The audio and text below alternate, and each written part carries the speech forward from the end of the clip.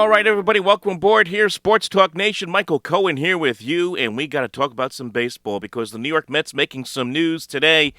Good news, slightly good news, and then some really good news, for that matter, as we start to head down the stretch drive of this 2024 season. There's just a couple of weeks left, and the Mets are right in the thick of this pennant race for the wild card.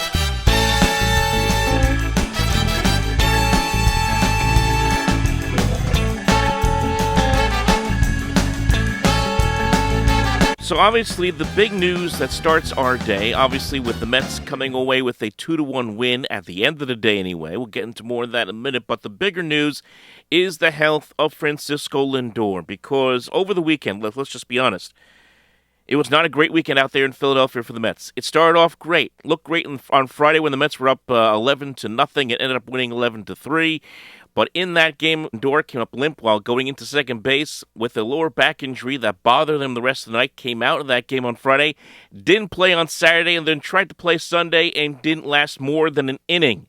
And the MRI reveals that there was no structural damage. That's the good news of all of this. But he is going to miss a couple of days. It's going to be 2 to 5 days. So you certainly have to wipe out this series against the Nationals. And then the question is, can the Mets get him back? Because they have these big 4 games against the Philadelphia Phillies at Citi Field. The Mets right now on the year are 3-6 against Philadelphia on the year. Can they get Lindor back by Saturday at the latest, maybe even Friday at the earliest? Can they get him back in time for that series, to finish off that series, because this is going to be the stretch that's going to determine this season.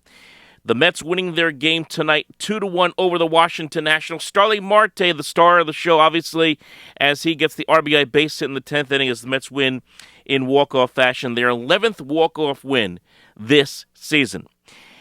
And look, this season has been a wild one for the Mets. It really has been in so many ways.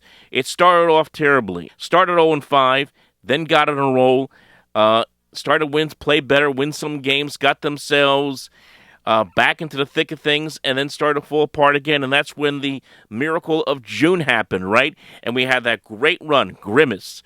Obviously, the OMG song took off around that time, and this team was starting to feel like they could get into a playoff race. But then, as we saw early August, started the tailspin again. And now here we are in September, where the Mets have played very good baseball here in the month of September. Let me just pull up their record right now. The Mets right now in the month of September are 10-4, and right now, thanks to that win against the Washington Nationals on Monday night, the Mets find themselves one game ahead of the Atlanta Braves for the last slot in the wild card. Of course, you still have Arizona and San Diego certainly in the mix. Mets are only a couple of games behind those teams of maybe moving up and improving their seeding. But the fact is, this team right now, if the season ended tonight, would be in the postseason. And it just speaks to the tenacity of this team, the fact that this team has a never-say-die attitude emanating throughout that clubhouse. You can talk about, and the fans have done this all year, about Grimace and OMG. The fact is, this clubhouse has been on fire, has been united, and has been really at the top step of the dugout in so many ways, rooting and pulling for one another. Really, that turning point of the season for me started in that London series, and it has continued ever since. And they have been playing fairly good baseball, at times even fantastic baseball, postseason-like baseball at different stretches of the season. And even when we all think, okay, well, it looks like the season may be over, or they go down a couple of games and they lose a couple in a row, looks like, okay, this thing's going to fall apart, they come back and find a way. Case in point is that Toronto series. Mets were getting no hit in a game for 8 consecutive innings against the Blue Jays, and then Francisco Lindor ties it on a solo home run, starts a 6-run inning for the Mets, and they win that game 6-2. It's moments like that that have defined this never-say-die season for the Amazons. Finding a way. And now here we are in the last, stretch of the season, last 2 weeks. and the Mets lose their most valuable player, possibly the National League MVP, in Francisco Lindor for a few days, and the question was, can they find a way? They tried to on Sunday, where Tyrone Taylor hit a solo home run, tied the proceedings up.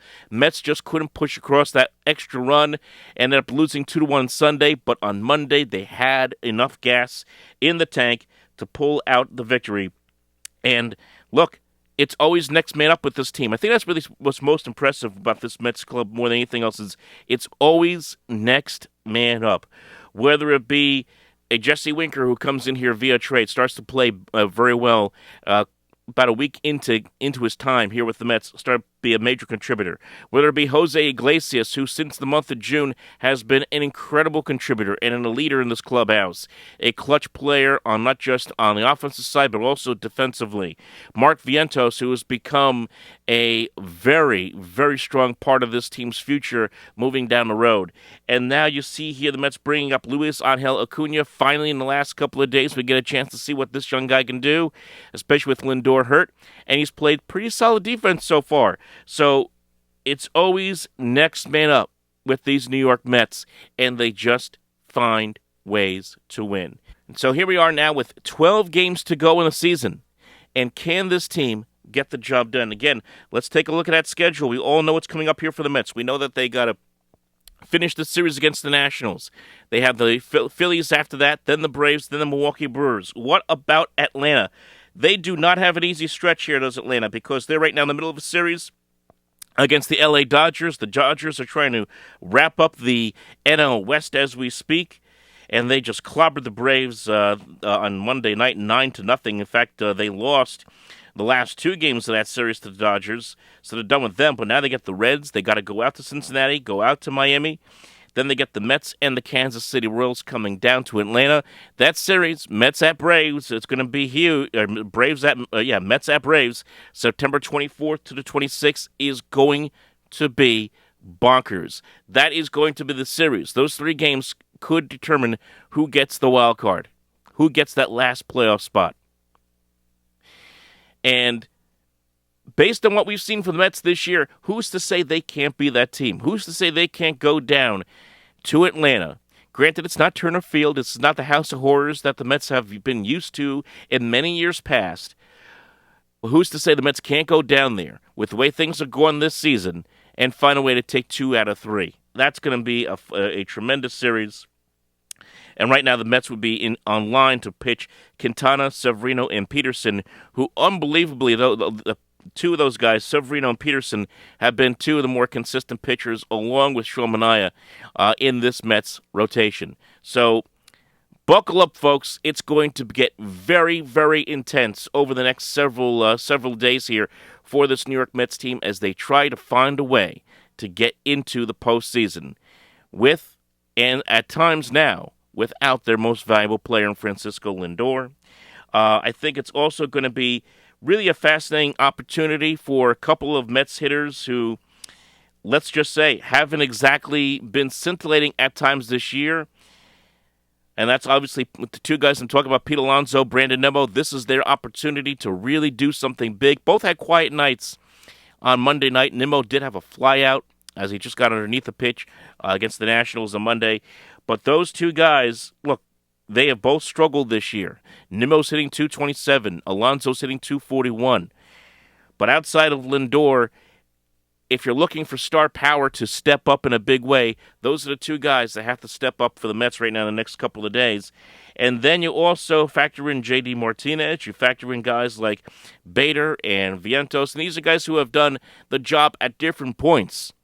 But if it's going to come down to the star players, Alonso, Nimmo, and hopefully when he gets back, Lindor, have to carry the way for this Mets team to get into the postseason. It's going to be a lot of fun, folks. Comment below, leave your thoughts below. How do you feel about this Mets team as they hit the stretch drive? We'll talk to you next time.